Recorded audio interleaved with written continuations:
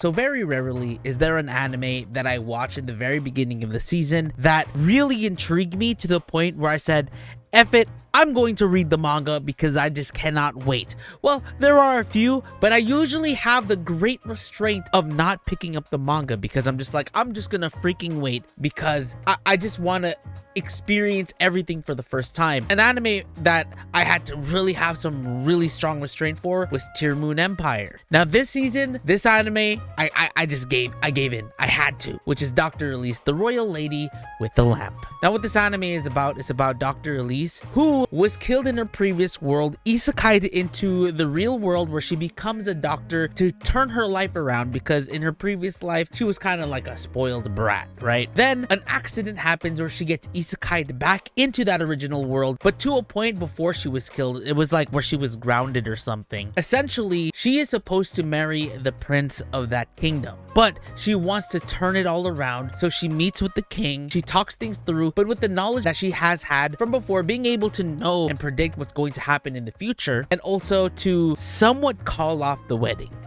for now. And that's all I want to give you guys because I read the manga and I'm like almost done, because I believe it's not a manga, it's the manhwa is done. It's in completion. So if you guys can't wait any further, you guys could definitely read it. But I was very curious about like how the anime was going to be paced in comparison to the manhwa. And you know what's even crazy is like 7 chapters ish. I don't even remember how many chapters. It was like 4 chapters. Well, it's typical like how it is even with shonen manga, right? It's like 4 chapters is equal to an episode. There is a lot to give us, and so far, based off of the 2 episodes that we got, it has been done perfectly, and I have no complaints. Another thing that I'm starting to realize, like this trend, is that if Crunchyroll does not touch manhwa or does not contribute into it like they did with Tower of God or with God of High School, Noblesse, and etc., the manhwa that are given an anime adaptation are done really, really well, and this one's really good, along with Solo Leveling. So far, I was kind of worried about Solo Leveling, but after being 3 episodes in,